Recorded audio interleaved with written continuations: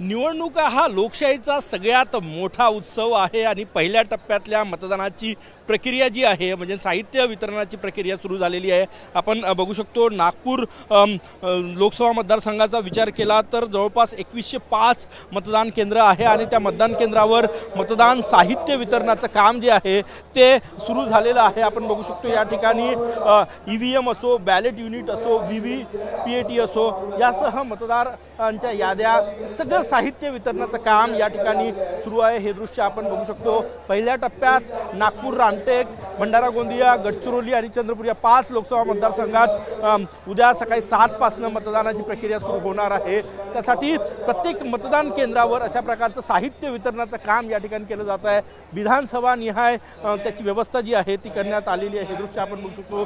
Seal pack साहित्य आहे आणि हे साहित्य वितरण जे आहे ते सुरू आहे। नागपूर जिल्ह्यामध्ये म्हणजे रामटेक लोकसभा मतदारसंघ आणि नागपूर मतदारसंघामध्ये एकूणच 42,72,366 मतदार जे आहे त्यांची नोंदणी करण्यात आलेली आहे आणि जास्तीत जास्त मतदान व्हावं यासाठी नागपूर चे जिल्हाधिकारी, निवडणूक निर्णय अधिकारी डॉक्टर विपिन ईटनकर यांनी अनेक प्रयत्न केलेले आहे आणि आता प्रत्यक्ष मतदानाची प्रक्रिया जी आहे ती उद्या पार पाडली जाणार आहे। त्यासाठी आपण हे दृश्य या ठिकाणी बघा, कर्मचारी मोठ्या संख्येनं कर्मचारी जे आहे ते या ठिकाणी आलेले आहेत आणि प्रत्येक मतदान केंद्रावर साहित्य वितरण जे आहे ते या ठिकाणी सुरू झालेलं आहे। बघा, कंट्रोल युनिट या ठिकाणी आहेत, बॅलेट युनिट या ठिकाणी आहेत, मतदान याद्या ज्या आहेत त्या या ठिकाणी आहेत आणि साहित्य वितरण जे आहे ते सुरू झालेलं आहे। उद्या सकाळी 7 पासून मतदानाची प्रक्रिया जी आहे ती सुरू होणार आहे आणि त्यासाठी आज सायंकाळपर्यंत हे सगळं साहित्य प्रत्येक मतदान केंद्रांवर पोहोचवलं जाणार आहे।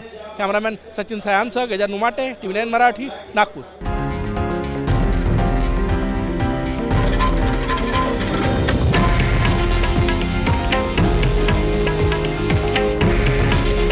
हे आहे देशातील नंबर 1 न्यूज नेटवर्क आणि आपण पाहत आहात TV9 मराठी। काळजी तुमची, हित महाराष्ट्राचं।